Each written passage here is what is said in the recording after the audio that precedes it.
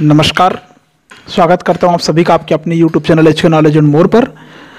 मैं उमेश कुमार लेकर आया हूं आपके लिए applications of biotechnology in the field of health medicine का ये फर्स्ट वीडियो रहेगा। स्वास्थ्य चिकित्सा के क्षेत्र में जैव तकनीकी की उपयोगिता पर ये लेक्चर मैंने प्रिपेयर किया है आपके लिए।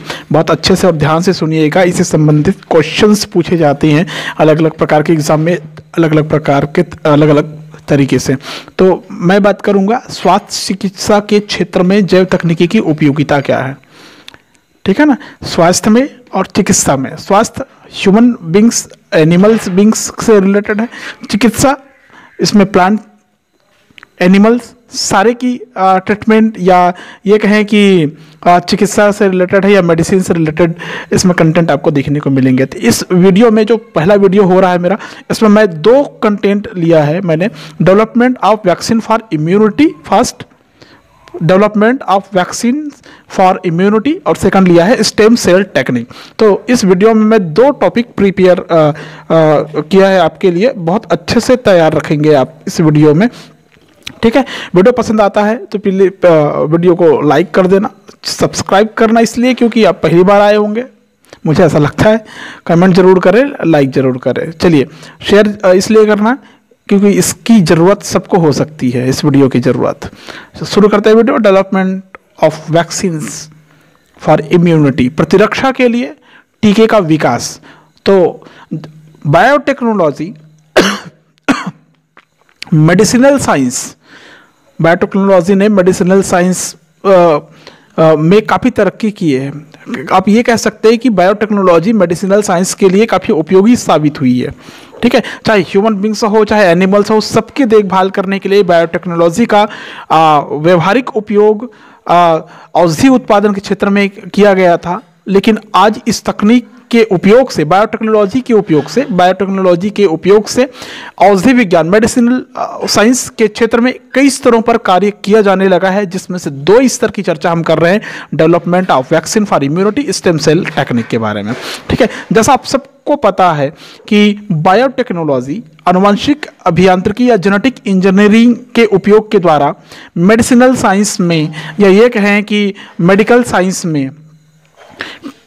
साइंस के क्षेत्र में कई प्रकार के डिजीज के लिए, उनको रोकने के लिए एंटीबॉडीज और वैक्सीन्स का निर्माण कर रही है। आपको पता है, मतलब इसमें मेडिकल साइंस कौन कौन सा, मेडिसिनल साइंस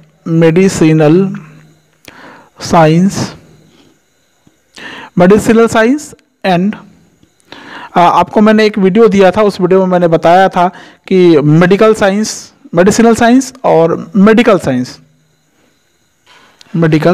साइंस ने क्या किया है। इन्होंने इतना अच्छे से बायोटेक्नोलॉजी को उपयोग किए हैं कि इसके साथ से कई रोगों के रोकथाम के लिए कई प्रकार के एंटीबॉडीज,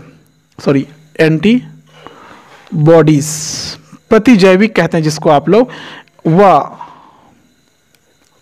कई प्रकार के वैक्सीन्स, टीके का आविष्कार किया जाने लगा है। ठीक है। ये कैसे करते होंगे, मन में सबका सवाल होता होगा। तो आज एनिमल्स के जो एंटीजन होते हैं उसको आइसोलेट करते हैं, उससे वैक्सीन बनाने में सफलता प्राप्त की जाती है। मतलब जो एनिमल है, एनिमल से किसी एंटीजन को एक्सट्रैक्ट करते हैं, निकालते हैं। किसको? एंटीजन को निकालते हैं। ठीक है ना। एंटीजन को निकालकर किसी एनिमल के अंदर, किसी सूक्ष्म एनिमल के अंदर ट्रांसप्लांट कर देते हैं। किसी एनिमल के अंदर क्या कर देते हैं? ट्रांसप्लांट करते हैं। और एनिमल के अंदर जाकर उसका क्लोन बनता है।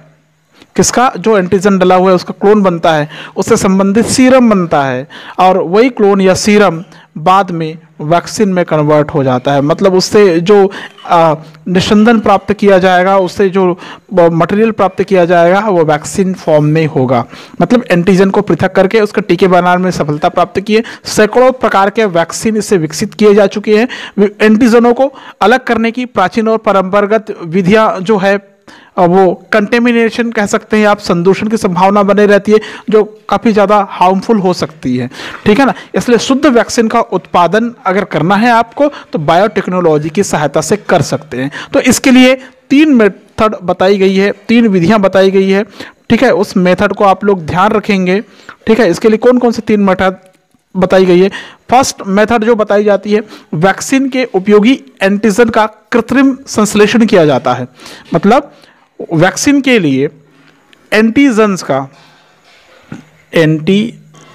का आर्टिफिशियल सिंथेसाइज किया जाता है, आर्टिफिशियल प्रोडक्शन या सिंथेसिस किया जाता है, ठीक है। कृत्रिम रूप से इसको एंटीजन को बनाया जाता है।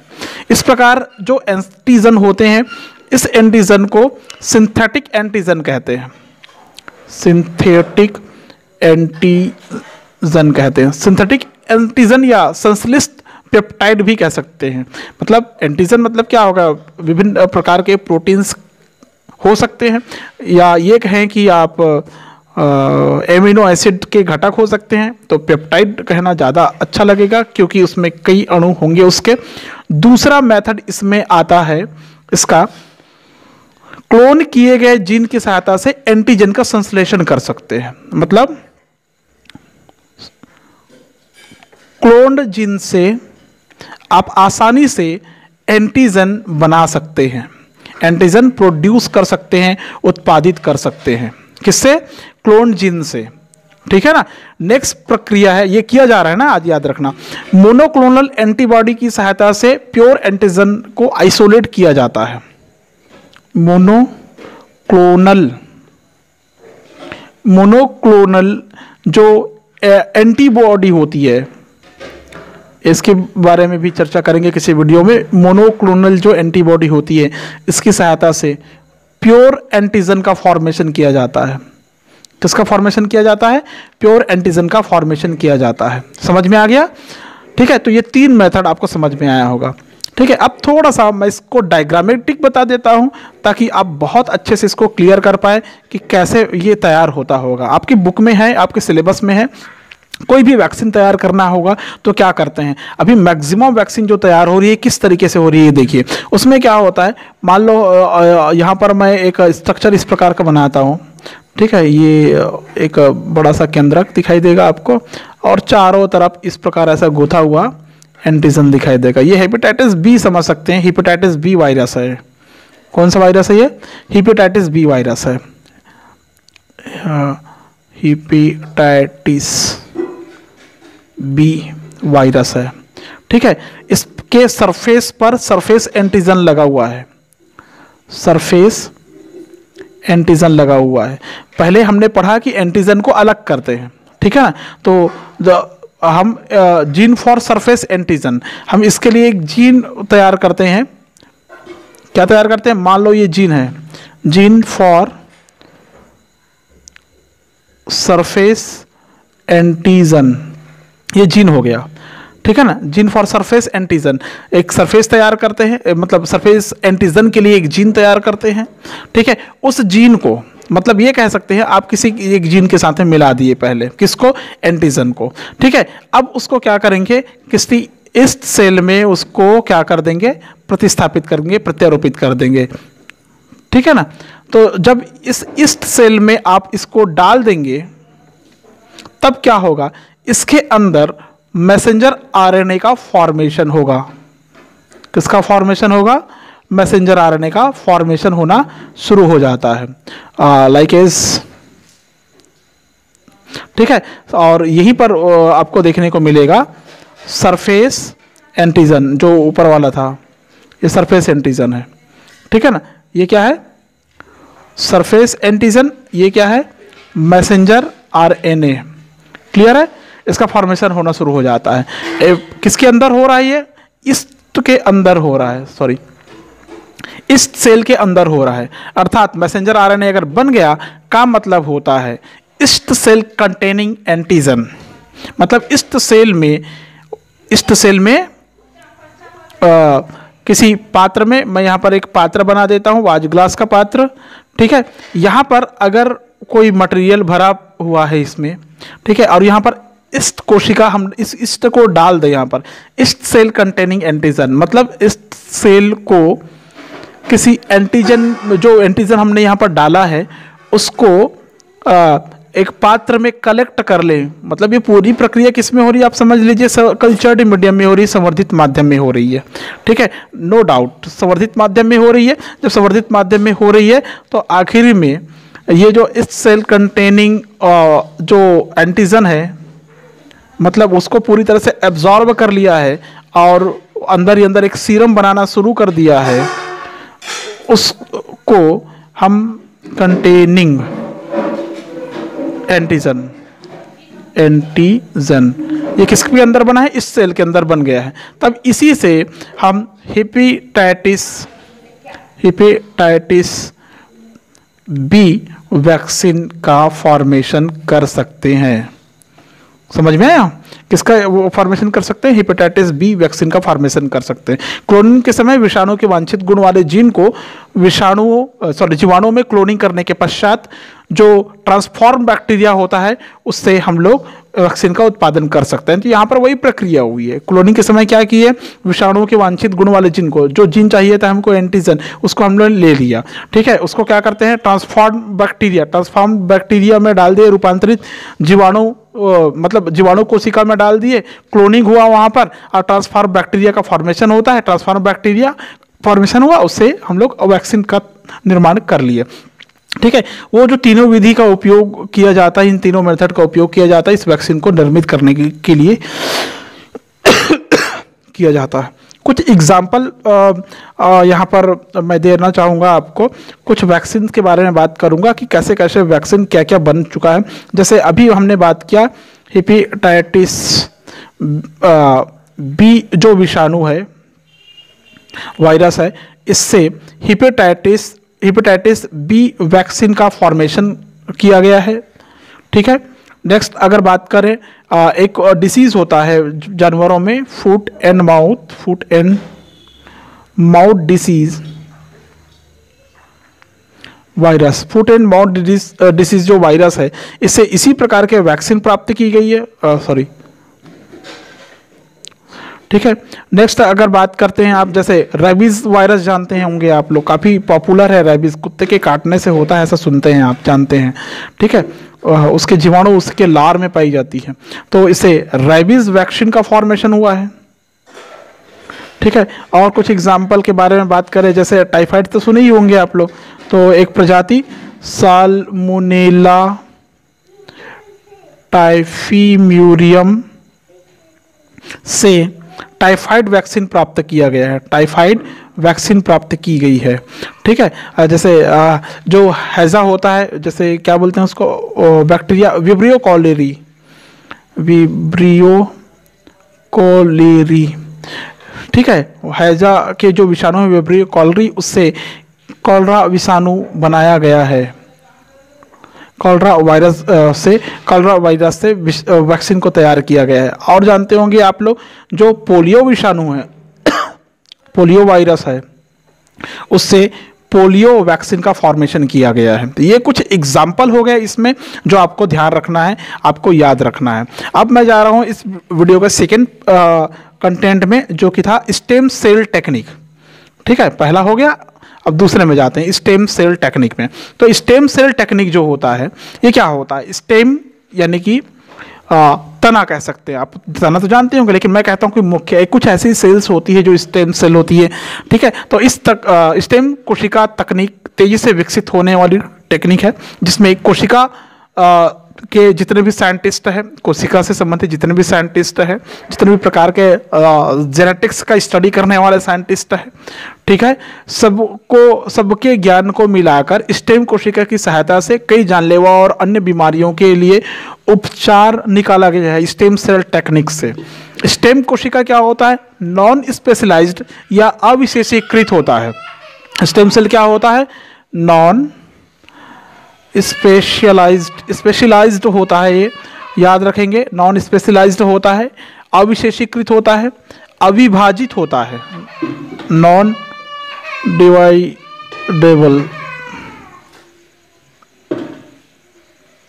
डिवाइडेबल होता है।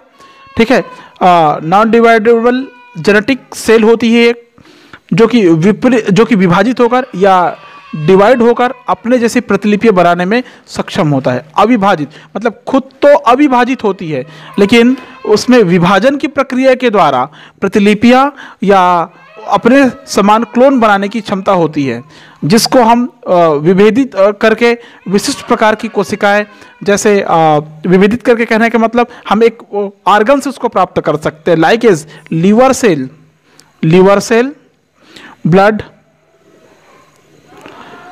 सेल, लाइक एज आरबीसीएस, डब्ल्यूबीसीएस, और अगर कोई बात करें तो कार्ययुक्त सेल्स बनाने में सक्षम होता है। क्या क्या बनाने में सक्षम होता है? फंक्शनल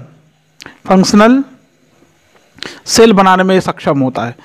फिर से रिपीट कर रहा हूँ, स्टेम सेल तकनीक या स्टेम सेल टेक्निक काफ़ी विकसित है। वैज्ञानिकों, आनुवांशिकविदों और क्लिनिशियनों के ज्ञान को समाहित करके स्टेम कोशिका को इतना विकसित कर दिया गया है जिससे जानलेवा बीमारी में भी इससे आप इलाज कर सकते हैं, रोगों से बचा सकते हैं। स्टेम कोशिका एक अविशेषीकृत नॉन स्पेशलाइज्ड अविभाजित आनुवांशिक कोशिका है जो कि विभाजित होकर अपनी जैसी प्रतिलिपियां बनाने में सक्षम होती है। इसके द्वारा हम विशिष्ट प्रकार की सेल बनाने में कर सकते हैं, जैसे यकृत cell, liver cell, blood cell और फंक्शनल सेल्स बनाने में ये उपयोगी है। इनका विशिष्ट प्रकार की कोशिकाओं में परिवर्तित होना डिफरेंशिएशन कहलाता है। मतलब जो स्टेम सेल होता है, इस प्रकार की स्पेसिफिक सेल में कन्वर्शन होने की प्रक्रिया होती है जिसको डिफरेंशिएशन कहते हैं। ये कोशिकाएं बहुकोशिकीय जीवों में पाई जाती है। मतलब किस में पाई जाएगी? ये मल्टी सेल्यूलर एनिमल्स में आपको देखने को मिलेगा। ठीक है ना, समझ में आया? स्टेम कोशिकाएं नियमित विभाजित होकर कंटिन्यूसली वो डिवाइड होती है, नई कोशिकाएं बनाती है वो। ठीक है, और वहाँ पर उपस्थित जो टिश्यूज होते हैं वहाँ पर रिपेयर का कार्य करते रहती है। मतलब मैं अगर कहूँ कि स्टेम सेल तेजी से विभाजित होती है, ठीक है, रेगुलर मतलब नियमित विभाजित होगी, रेगुलर डिवाइड होंगी। ठीक है, न्यू सेल्स का फॉर्मेशन करेंगी। ये न्यू सेल टिश्यूज का मरम्मत करेगी, टिश्यू रिपेयर का काम करेगी। समझ में आया? ठीक है, उदाहरण आप समझ सकते हैं। इसका एक एग्जांपल मैं दे रहा हूं। ठीक है, हेपेटाइटिस का एग्जांपल जैसे मैंने दिया था वैसे इसका भी एग्जांपल दे देता हूं। आपको जो बोन मैरो होता है, अस्थि मज्जा जो होता है, ठीक है, और जो डाइजेस्टिव सिस्टम होता है, इसके टिश्यूज का नवीनीकरण और मरम्मत का कार्य करते रहते हैं। किसका? बोन मैरो और डाइजेस्टिव सिस्टम का मरम्मत का कार्य लगातार करते रहती है, नवीनीकरण और मरम्मत का कार्य करते हैं। देखो कितना बड़ा काम करती है स्टेम से। अस्थि मज्जा में भी स्टेम सेल्स नियमित रूप से विभाजित होती है, बोन मैरो में नियमित रूप से विभाजित होते रहती है, लगातार वो डिवाइड होते रहती है और कोशिकाओं को नवीनीकृत करते रहती है। पैंक्रियास और हार्ट में ये कोशिकाएं विशिष्ट परिस्थितियों में ही विभाजित होती है। मतलब समटाइम्स आपको देखने को मिलेगा, कभी कभी आपको देखने को मिलेगा, जो पैंक्रियास होता है, पैंक्रियास एंड हार्ट में भी ये समटाइम डिवाइड होती है और सेल्स को, टिश्यू को रिपेयर करने का काम करती है। सम टाइम डिवाइड होकर रिपेयर का काम करती है, विशिष्ट परिस्थितियों में ये विभाजित होकर रिपेयर का काम करती है। समझ में आ गया? मतलब आप इसको ऐसे समझिए, जो स्टेम सेल होता है, मान लो ये एक स्टेम सेल है, ठीक है, तो इसमें इतनी क्षमता होती है कि ये अपने समान नई प्रतिलिपियां तैयार कर सकती है। ये ऐसा रेप्लिकेशन प्रतिकृतिकरण कर सकती है, प्रतिकृति बना सकती है। समझ में आया? ठीक है, प्रतिकृतिकरण कर सकती है और ये differentiate into many cell types, ये कई प्रकार के टिश्यूज या सेल्स को बनाने का कार्य कर सकती है। Many types tissues and cell formation का काम कर सकती है और उसको रिपेयर का काम कर सकती है। समझ में आया? अगर हिस्ट्री की बात करें तो ये जानकारी उस समय लगी जब 1800 में विनाइन भ्रूणी कोशिकाओं के अध्ययन किया जा रहा था। उस समय कुछ कोशिकाएं अन्य कोशिकाओं को उत्पन्न करती है, ऐसा पता चला। 1800 के आसपास एक एक्सपेरिमेंट चल रहा था, ठीक है। उस दौरान पता चला था कि जो विनाइन सेल है, विनाइन एम्ब्रायोनिक सेल है, एम्ब्रायोनिक सेल है, ठीक है।